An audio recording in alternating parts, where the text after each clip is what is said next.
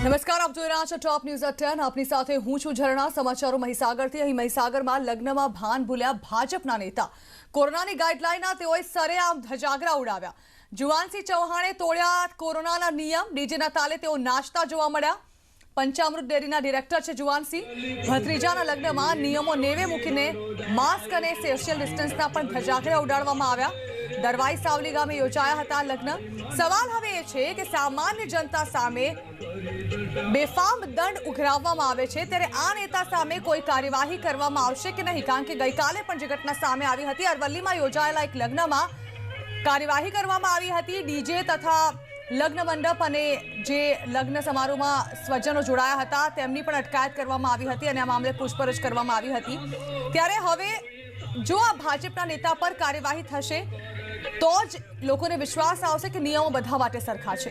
પરંતુ જોવાનું એ રહેશે કે સામાન્ય જનતા પર બેફામ દંડ વસૂલી કરીને તેમના પર બેફામ કાર્યવાહી કરતા આ તંત્રને શું ભાજપના નેતા સામે કોઈ કાર્યવાહી કરવાની ફરજ દેખાય છે કે નહીં?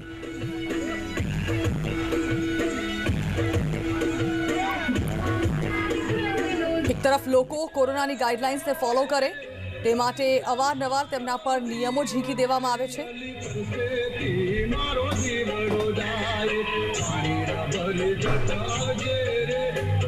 તો વકરતા કોરોના વચ્ચે પણ બેદરકારી સામે આવી। કોરોના વચ્ચે વરઘોડામાં નાચગાન કરવામાં આવ્યું। ગોધરાના વેલવડમાં નીકળ્યો હતો આ વરઘોડો। લગ્ન પ્રસંગમાં અહીં સેંકડો લોકો સામેલ થયા। માસ્ક અને ડિસ્ટન્સના લીરે લીરા ઉડાડવામાં આવ્યા। સોશિયલ મીડિયામાં આ પ્રકારનો એક વિડીયો વાયરલ થયો છે। અહીં કોરોના અટકાવવાની તંત્રની મહેનત પર જાણે કે આ લોકોએ પાણી ફેરવી કાઢ્યું। સવાલ એ છે કે જો આવી જ બેદરકારી થતી રહેશે તો કેમ જીતીશું કોરોના સામેનો આ જંગ?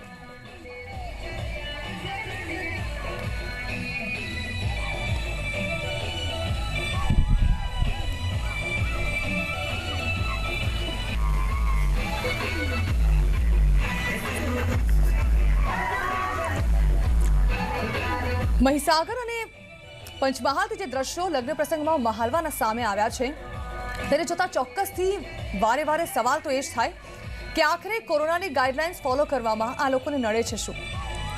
પ્રસંગમાં એવા તો આ લોકો ઝૂમવા લાગ્યા કે તેઓએ ભૂલી ગયા કે કોરોના આપણી વચ્ચેથી નથી ગયો। આ એક દિવસનો લગ્ન પ્રસંગ તેઓને વધુ બીમાર પાડી શકે છે। 15 થી 20 દિવસ માટે તેઓએ હોસ્પિટલાઇઝડ પણ થવું પડી શકે છે, કારણ કે આ પ્રકારે માસ્ક અને સોશિયલ ડિસ્ટન્સ વગર કરવામાં આવતી આ ઉજવણી મહામારીને ઘરે નોતરી શકે છે। આટલી મોટી સંખ્યામાં લોકો અહીં હતા। બેફામ તેઓ નાચ્યા ઝૂમ્યા। સવાલ એ હતો કે જો કોઈ કોરોના સંક્રમિત હોય અને તેમની નજીકમાં જતા અન્ય લોકો પણ સંક્રમણ પામશે તો તેની પાછળ કોણ હશે જવાબદાર?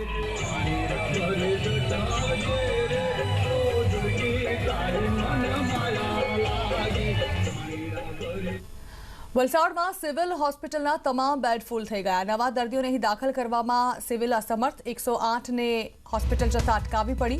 હોસ્પિટલથી 1 કિલોમીટર દૂર બેરિકેડ્સ લગાવાયા। હાલાર 4 રસ્તા પર પોલીસ બંદોબસ્ત ગોઠવી દેવાયો છે તે કોઈ એમ્બ્યુલન્સ હોસ્પિટલ ન આવે। દર્દીઓ માટે બેડની વ્યવસ્થામાં લાગ્યું છે તંત્ર। પરિસ્થિતિ સતત વણસતી જઈ રહી છે। એમ્બ્યુલન્સને અટકાવવાની ફરજ પડી રહી છે, કારણ કે જે પ્રકારે દર્દીઓ ભરતી થઈ રહ્યા છે, હાલ હોસ્પિટલમાં બેડ અવેલેબલ નથી અને તે સમયે મોટી સંખ્યામાં હોસ્પિટલમાં એડમિટ થતા દર્દીઓની સંખ્યા પણ વધી રહી છે, જેને કારણે હોસ્પિટલથી દૂર બેરિકેડ્સ લગાવીને એમ્બ્યુલન્સ રોકવાની ફરજ પડી હતી।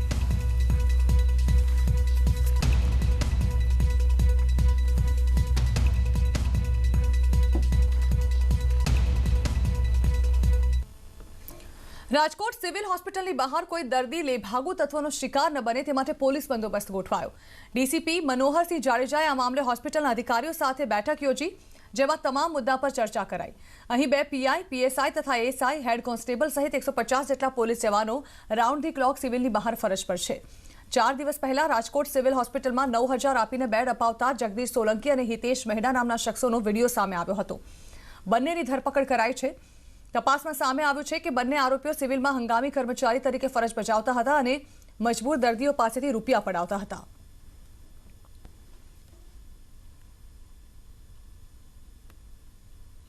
અત્યારે અમારું મેક્સિમમ ફોકસ જે છે આ સિવિલ હોસ્પિટલ અને એની આજુબાજુ જેટલા પણ ફેસિલિટી ઊભી કરી છે સરકારે એની સિક્યુરિટી અરેન્જમેન્ટની છે.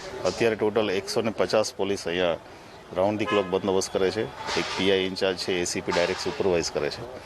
અને આ બંદોબસ્તમાં હજી પણ વધારે જરૂર હોય તો અમે કેવી રીતે એને વધારે સારી રીતે કરી શકીએ એના માટેની આજે મિટિંગ હતી. જીએમડીસીમાં 900 બેડના ગેટ પરથી દર્દીઓ નિરાશ થઈને પરત ફરી રહ્યા છે. હોસ્પિટલ્સમાં દર્દીઓની સારવાર હજુ પણ શરૂ નથી કરાઈ. ગઈકાલે નેતાઓએ નિરીક્ષણ કર્યું હતું. હાલ દર્દીઓ આવી રહ્યા છે પણ સારવાર હજુ બંધ છે. તો 900 બેડની હોસ્પિટલ શરૂ કરી દેવામાં આવી છે. ગઈકાલે અમિત શાહ દ્વારા આ હોસ્પિટલનું નિરીક્ષણ પણ કરવામાં આવ્યું અને એવું કહેવાય રહ્યું હતું કે આવતીકાલથી આ હોસ્પિટલ જે છે તે કાર્યરત થઈ જશે. પરંતુ આજના દિવસે અહીં દર્દીઓ જઈ રહ્યા છે પરંતુ તેઓને હોસ્પિટલમાં પ્રવેશ નથી આપવામાં આવી રહ્યો. હોસ્પિટલ હજી પણ બંધ છે.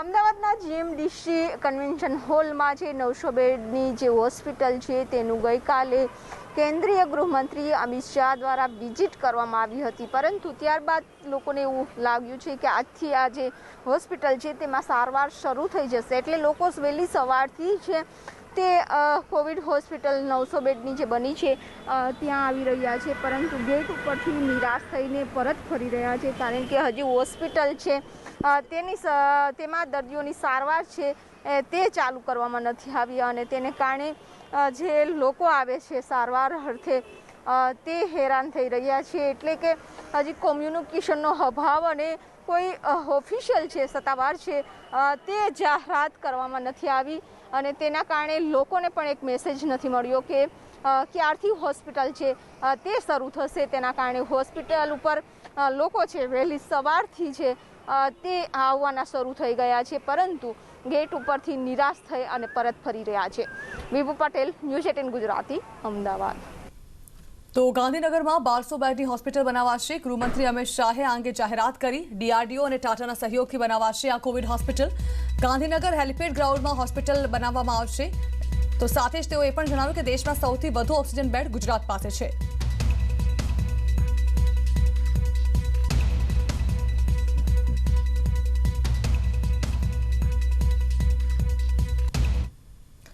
રાજકોટના શાપર, વેરાવળ તથા મેટોડામાં ઓક્સિજન લેવા માટે લોકોની લાંબી કતારો જોવા મળી. હોમ આઇસોલેશનમાં સારવાર લઈ રહેલા દર્દીઓને ઓક્સિજન મળી રહે તે માટે કલેક્ટરે શાપર, વેરાવળ અને મેટોડામાં વ્યવસ્થા કરી છે. શાપર, વેરાવળમાં જયદીપ ઓક્સિજન પ્રાઇવેટ લિમિટેડ તેમજ મેટોડા જીઆઈડીસીના 2 અલગ અલગ યુનિટમાંથી ઓક્સિજન અપાઈ રહ્યો છે. હાલ 3 ઓક્સિજન યુનિટ બહાર દર્દીના સ્વજનો લાઇનમાં ઊભા છે.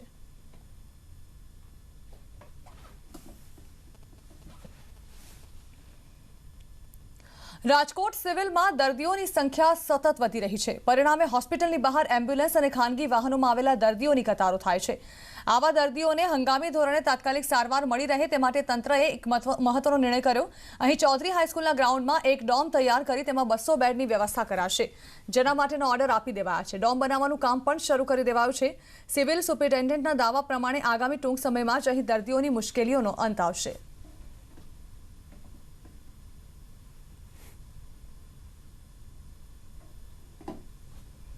ચૌધરી હાઈસ્કૂલ જે રૂમ છે આમાં પણ એક આપણું પ્લાનિંગ રાખીએ છીએ કે ત્યાં ઓક્સિજનનું બાટલા રાખીએ અને પછી દર્દીનું રાખીએ.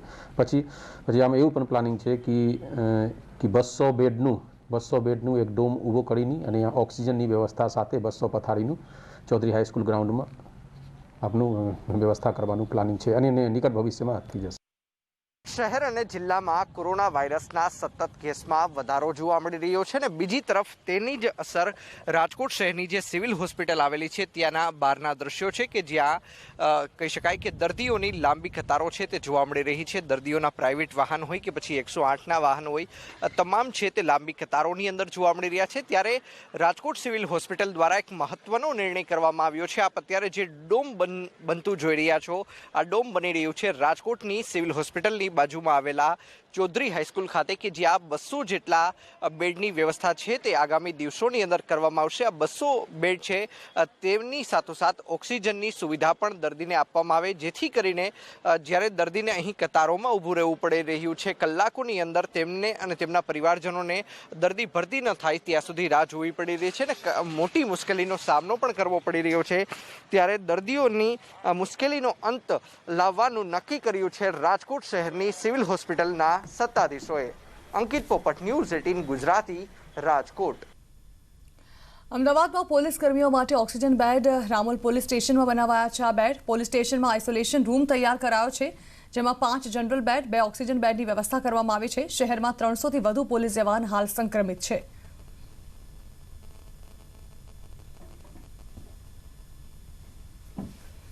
ઓક્સિજનની એક તરફ આખા દેશમાં કમી વર્તાઈ રહી છે, ત્યારે હવે ઓક્સિજન માટે અપહરણ થઈ રહ્યા છે. ઓક્સિજન માટે બે શહેર વચ્ચે ખેંચતાણ શરૂ થઈ ગઈ છે. ઘટના એવી બની છે કે વડોદરાનું ઓક્સિજન ટેન્કર પોલીસ જબરદસ્તીથી અપહરણ કરીને અમદાવાદ લઈ ગઈ. વડોદરાને ઓક્સિજનનો જથ્થો પૂરો પાડનાર કોન્ટ્રાક્ટર માનાઇક વિપુલ પટેલે દહેજની એક કંપનીથી ઓક્સિજનનો જથ્થો વડોદરા માટે ઉઠાવ્યો હતો. તેમનું ટેન્કર ઓક્સિજન ભરીને કંપનીની બહાર નીકળવાની તૈયારી કરી રહ્યું હતું. ત્યાં અચાનક પોલીસ કંપનીમાં પહોંચી જાય છે અને ટેન્કર ચાલકને જબરદસ્તીથી ટેન્કર અમદાવાદ લઈ જવાનું કહે છે. વિપુલભાઈએ આ અંગે સંબંધિત અધિકારીઓ સાથે રકઝક પણ કરી, પણ પોલીસ માનતી નથી અને વડોદરા માટેનો ઓક્સિજન જબરદસ્તીથી અમદાવાદ મોકલાવી દેવાય છે. અત્યારે સરકાર બધે મોનિટરિંગ કરી રહી છે અને બહુ સારું આ બધું માર્ગદર્શન ને કંટ્રોલ કરી રહ્યા છે. એટલે અમે એ ગાડી અમે ત્યાં જવા દીધી. એમાં બીજું કોઈ અમે એમાં વધારે પડતી એમની સાથે કોઈ ચર્ચા કે જીગાજોડી નહીં કરી. 1-2 વાર થોડી અમે એમની સાથે આર્ગ્યુ કરી, પણ પછી એમને કીધું કે અમદાવાદમાં ક્રિટિકલ છે ને પહોંચાડવું જરૂરી છે, તો અમે એગ્રી થઈ ગયા. દેવભૂમિ દ્વારકાના ખંભાળિયામાં ઓક્સિજનની અછત વર્તાઈ રહી છે. હોસ્પિટલમાં ઓક્સિજનની ભારે અછત ઊભી થઈ છે. હોસ્પિટલમાં 30 દર્દીઓ ઓક્સિજન પર છે. ઓક્સિજનનો જથ્થો ટૂંક સમય ચાલે તેટલો છે. ડોક્ટર દ્વારા દર્દીના સંબંધીઓને પણ જાણ કરાઈ છે. દર્દીના સંબંધીઓ ઓક્સિજન બાબતે ચિંતામાં મુકાઈ ગયા છે. ઓક્સિજનની અછત ઊભી થતાં તંત્ર કામે લાગ્યું છે.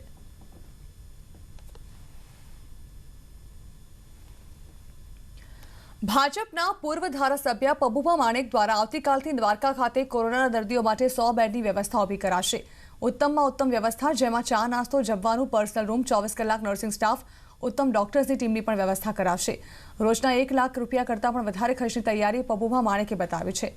આવનાર સમયમાં જો વધારે બેડની જરૂર પડશે 1000 બેડ ઊભા કરાશે તેવી તૈયારી પણ પબુભા માણેક દ્વારા કરાઈ છે. આ તમામ વ્યવસ્થા મથુરા ભુવન દ્વારકા ખાતે શરૂ કરવામાં આવશે.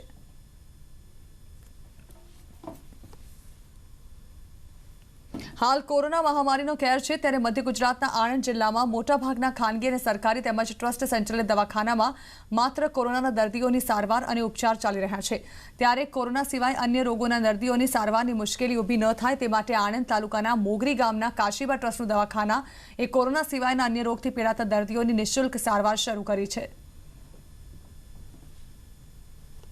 અને પોઝિટિવ હતો. આ દવાખાનાથી આ ડૉક્ટરનાથી સારું થઈ ગયું. મારા દવાખાનામાં અત્યારે બિંદેશભાઈ જસભાઈ પટેલ તરફથી એક ડોનેશન આપવામાં આવ્યું છે અને એમના તરફથી એવું કહેવામાં આવ્યું છે કે 1 મહિના માટે ફ્રી સારવાર આપીએ. એટલે અત્યારે અમે ટોકન કેસથી માંડી, દવાઓથી માંડી અને બોટલની બધી જ સારવાર મફતમાં આપી રહ્યા છીએ. બધા લોકોનો અભિપ્રાય સારામાં સારો છે કે ભાઈ એમને બધાને મટી જાય છે અને સારું છે. એટલે અમારે રોજના લગભગ 80-100 કેસ આવે છે અને અમે આની સારી રીતે સંભાળ લઈએ છીએ, ટ્રીટમેન્ટ આપીએ છીએ અને દરેકને કહીએ છીએ કે માસ્ક પહેરીને આવવું અને ડિસ્ટન્સ રાખવું, જેથી કરીને કોઈ તકલીફ ના પડે. મહેસાણા જિલ્લાના એક ગામમાં નવતર પ્રયોગ કરાયો છે. તરેટી ગામમાં નાસ સેન્ટર ઊભું કરાયું છે. તરેટી ગામના સરપંચના માર્ગદર્શન હેઠળ નાસ સેન્ટર ઊભું કરાયું. આ સેન્ટરમાં ગ્રામજનો નાશ લેવા માટે તેનો ઉપયોગ કરે છે. તો કોરોના મહામારીમાં નાશ લેવો તે એક ઘરગથ્થુ ઉપચાર છે. નાશ લેવાથી જે જર્મ્સ છે તે મરી જાય છે અને શરીરમાં ફેફસા સુધી નથી પહોંચતા તેવી વાયકા છે. ત્યારે આ મુદ્દે હાલ તો નાશ સેન્ટર ઊભું કરી દેવામાં આવ્યું મહેસાણામાં. આ સાથે સમાચારોમાં હાલ રોકાઈશું બ્રેક માટે.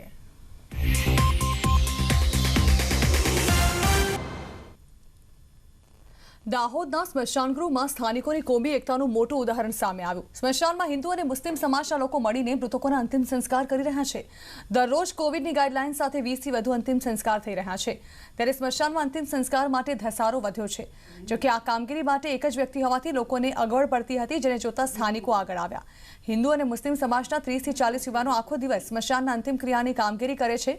આ કપરા સમયમાં જ્યાં લોકો પોતાના સ્વજનના અંતિમ સંસ્કાર કરતા ડરી રહ્યા છે, ત્યાં દાહોદના સ્થાનિકોએ આ જવાબદારી પોતાના માથે લીધી છે. તેઓ અંતિમ સંસ્કાર માટે લોકોને જરૂરી વસ્તુઓ પણ પૂરી પાડે છે. તેમની આ કામગીરીને સ્થાનિકો વખાણી રહ્યા છે.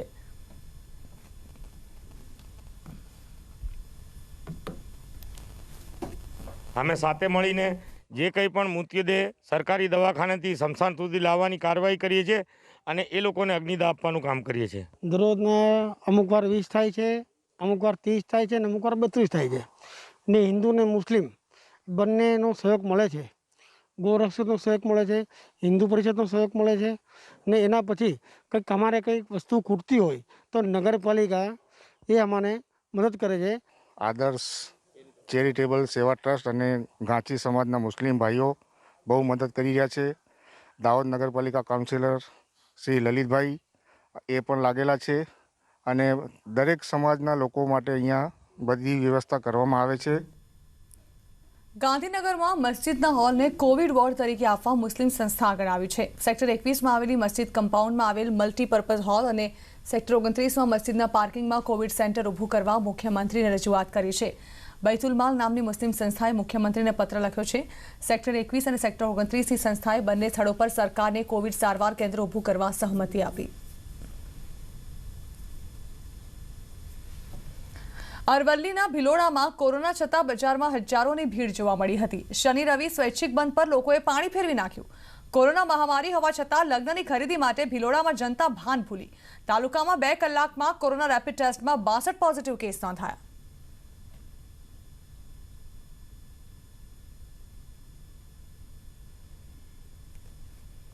રાજ્યમાં કોરોનાનું હોટસ્પોટ બનેલા અમદાવાદમાં કોવિડ સામે તકેદારી વધી છે. ક્યાંક બજાર બંધ કરાવીને કાર્યવાહી કરાઈ છે તો ક્યાંક સ્વયંભૂ લોકડાઉનનો સહારો લેવાયો છે. અમદાવાદમાં કોરોનાના મોરચે સ્થિતિ સ્ફોટક છે, જેને જોતા સારવાર માટે વ્યવસ્થા વધારવાની સાથે તંત્ર દ્વારા દંડાત્મક કાર્યવાહી પણ કરવામાં આવી રહી છે. અમદાવાદના તમામ કાપડ બજારને શનિ અને રવિવાર માટે બંધ રાખવા વેપારીઓએ નિર્ણય કર્યો છે. જો કે ન્યૂ ક્લોથ માર્કેટમાં ઘણા વેપારીઓ, રિક્ષા ચાલકો તેમજ ટેમ્પો ચાલકો માસ્ક વિના બેફિકર ફરતા નજરે પડે છે, જેને જોતા 2 દિવસના સ્વૈચ્છિક લોકડાઉનનો કોઈ મતલબ નથી સરતો. અમદાવાદના જોધપુર વિસ્તારમાં આવેલ સ્ટાર બજારને કોર્પોરેશન દ્વારા સીલ કરી દેવાયું. કંપનીએ 50% સ્ટાફ બોલાવવાની ગાઈડલાઈનનું પાલન ન કરતા આ કાર્યવાહી કરાઈ હતી. વિરમગામ શહેરમાં કોરોનાના સંક્રમણને રોકવા આજથી 8 દિવસનું સ્વયંભૂ લોકડાઉન લાગુ કરાયું છે. બપોરે 3 વાગ્યાથી 30 એપ્રિલ સુધી વિરમગામના બજારો બંધ રહેશે. ફક્ત આવશ્યક ચીજ વસ્તુઓ માટેની દુકાનો સવારે 7 થી 10 અને સાંજે 5 થી 7 ખુલ્લી રહેશે. સાણંદ અને બાવળા તાલુકાના 30 ગામોમાં પણ સ્વયંભૂ લોકડાઉન કરાયું છે. ગામના સરપંચ અને તલાટી મંત્રીઓ દ્વારા જીવન જરૂરિયાતની ચીજ વસ્તુઓ માટે ગામના બજારો ખુલ્લા રહે તે માટે જુદા જુદા સમય નક્કી કરાયા છે. લોકોને પ્રાથમિક આરોગ્ય કેન્દ્રમાં સારવાર લેવાની અપીલ કરાઈ છે. સાથે જ 45 વર્ષથી વધુ વયના અને બીમારી ધરાવતા લોકોનું 100% રસીકરણ કરવાનો પણ લક્ષ્યાંક નિર્ધારિત કરાયો છે. અમદાવાદમાં જ્યાં સામાજિક અને ધાર્મિક સંસ્થાઓ દ્વારા કોવિડ હોસ્પિટલ્સ ઊભી કરવામાં આવી રહી છે, ત્યાં બોપલ વિસ્તારમાં ઇસ્કોન પ્લેટિનમ સોસાયટીના 2800 રહીશોએ મળીને 8 લાખ રૂપિયાના ખર્ચે કોવિડ કેર સેન્ટર ઊભું કર્યું છે, જેમાં હોસ્પિટલ જેવી તમામ સુવિધાઓ છે. Bureau report, news 18 Gujarati. સાવલીની મંજુસર જીઆઈડીસી સ્થિત પીવીસી પાઇપ બનાવતી ફેક્ટરીમાં ભીષણ આગ ફાટી નીકળી હતી. જીઆઈડીસી સ્થિત પીવીસી પાઇપની કંપનીમાં ભયંકર આગ ફાટી નીકળી હતી. આગ લાગતા ઘટનાસ્થળ પર અફરાતફરીનો માહોલ સર્જાયો હતો.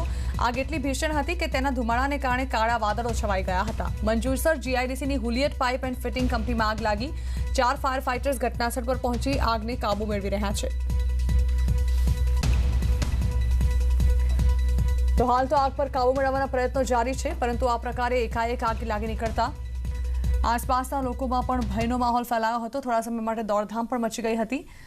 આગના ધુમાડા જોઈને જ અંદાજો લગાવી શકાય તેમ છે કે આગ કેટલું વિકરાળ સ્વરૂપ પકડી ચૂકી હશે. પીવીસી પાઇપની આ ફેક્ટરીમાં આગ લાગી હતી. એકાએક આગ લાગવાથી કોઈ સમજે તે પહેલા જ ફાયર વિભાગને ફોન કરી તેના પર કાબુ મેળવવાનો પ્રયત્ન જારી કરી દેવામાં આવ્યો.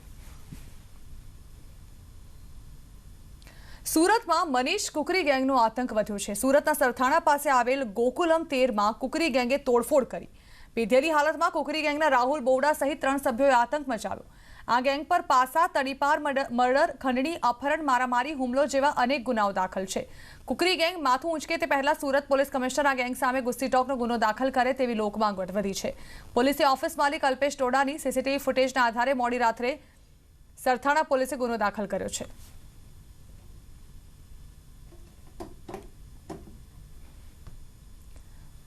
સુરતની પૂણા પોલીસે એટીએમ મશીન હેક કરીને તેમાંથી રૂપિયા કાઢતી ગેંગનો પર્દાફાશ કર્યો છે. પોલીસે 2 આરોપીઓની ધરપકડ કરી છે. આરોપીઓ અલગ અલગ વિસ્તારમાં એટીએમ હેક કરીને રૂપિયા કાઢી લેતા હતા. આરોપીઓ એટીએમની અંદર કાર્ડ નાખી ચાલાકીથી રૂપિયા કાઢતા હતા. રૂપિયા કાઢ્યા બાદ બેંકમાં જતા અને રૂપિયા નથી નીકળતા તેમ કહીને અરજી આપતા હતા. આરોપીઓની પૂછપરછમાં વધુ ગુનાનો ભેદ ઉકેલાઈ શકે છે.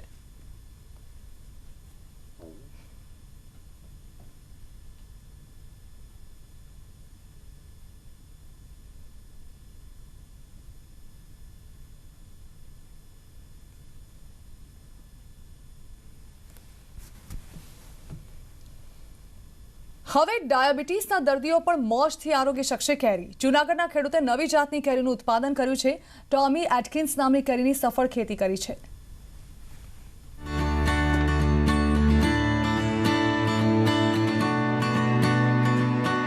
કેરીની અનેક જાતો હાલ જોવા મળી રહી છે અને તેમાં પણ ખાસ કરીને કેસર, હાફૂસ કેરીની ખૂબ જ ડિમાન્ડ હોય છે. પણ માળિયા હાટીનાના જલંધર ગામના ખેડૂતે અમેરિકન બ્રીડની ટોમી એટકિન્સ જાતની કેરીનું સફળ ઉત્પાદન કર્યું છે. આ કેરીનો કલર જાંબલી એટલે કે રીંગણા જેવું થાય છે.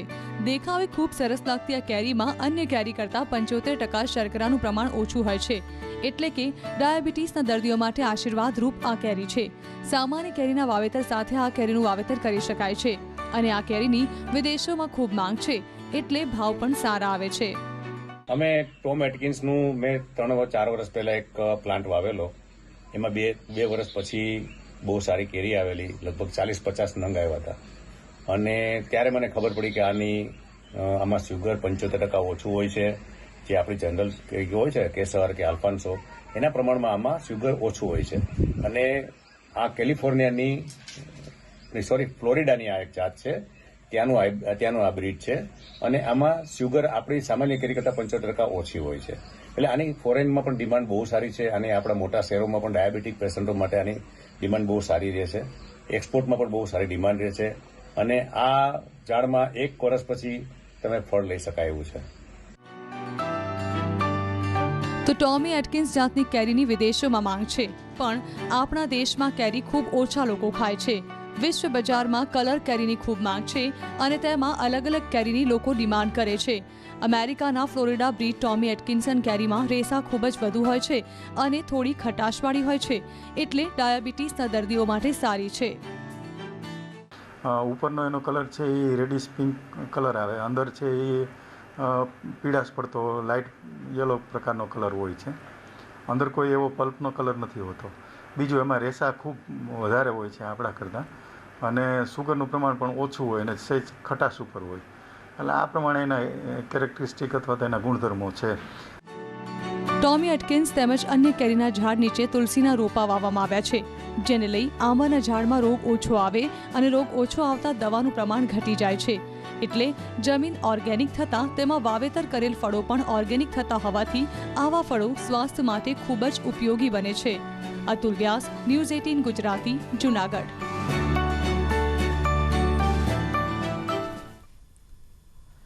અમદાવાદ શહેરના વાતાવરણમાં પલટો જોવા મળી રહ્યો છે. કોરોનાના કેર વચ્ચે બેવડી ઋતુથી લોકો પરેશાન થઈ ગયા છે. દક્ષિણ પશ્ચિમના પવનો ફૂંકાયા છે. પવનની દિશા બદલાતા વાદળ છવાયા છે. વાદળછાયા વાતાવરણને કારણે તાપમાન ઘટશે. પવનની દિશા બદલાતા ભેજનું પ્રમાણ પણ વધ્યું છે.